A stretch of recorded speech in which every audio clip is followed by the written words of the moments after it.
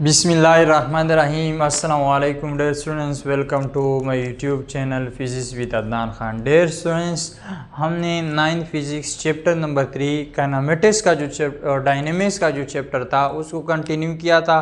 उसके जो पहले 4 न्यूमेरिकल थे उसको हमने सॉल्व कर लिया था। आज हम उसी का न्यूमेरिकल नंबर 5 जो है उसको हम सॉल्व करने जा रहे हैं, उसको हम समझने जा रहे हैं। ठीक है स्टूडेंट्स, तो पहले हम स्टेटमेंट को देखते हैं कि हमारे पास न्यूमेरिकल नंबर 5 जो है उसकी स्टेटमेंट हमें क्या बताती है। ठीक है, तो स्टेटमेंट है कि 2 bodies of masses 3 kg and 5 kg are tied to a string which is passes over a pulley. If the pulley has no friction, find the acceleration of the body and tension in the string। ठीक है, इस question को आपने पहले समझना है। वो आपसे कह रहा है कि सपोज करें हमारे पास एक पुली है।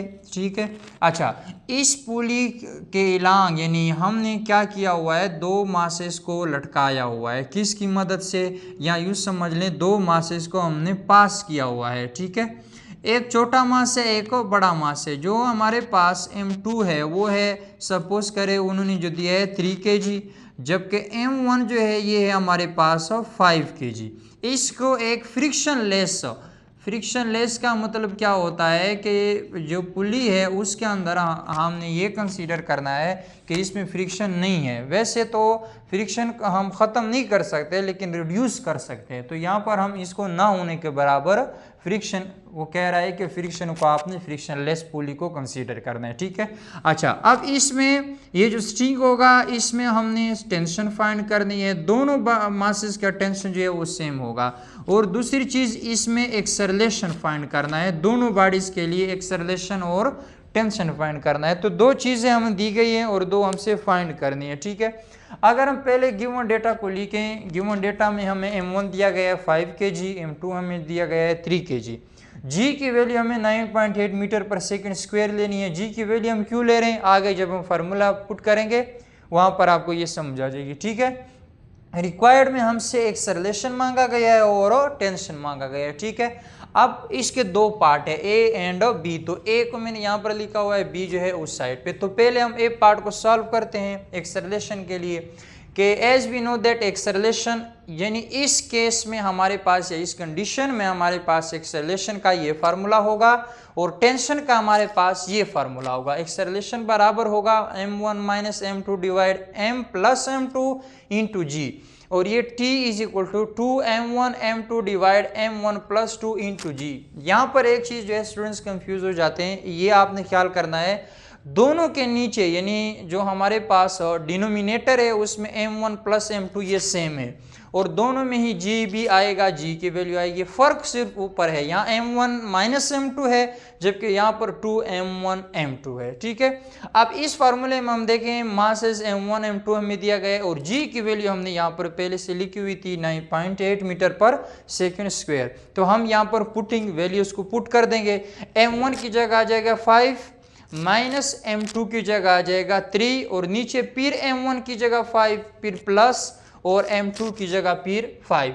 ठीक है, अच्छा, यहाँ पर ये 5 थोड़ा सा इसको आपने करेक्ट करना है। यहाँ पर m1 जो है ये आपके पास 5 है जबकि m2 हमारे पास क्या है, 3 है। ठीक है, अच्छा, अब ऊपर वाले को अगर हम माइनस कर दें 2 आता है, नीचे वाले को प्लस करेंगे 8 और 9.8 अपनी जगह।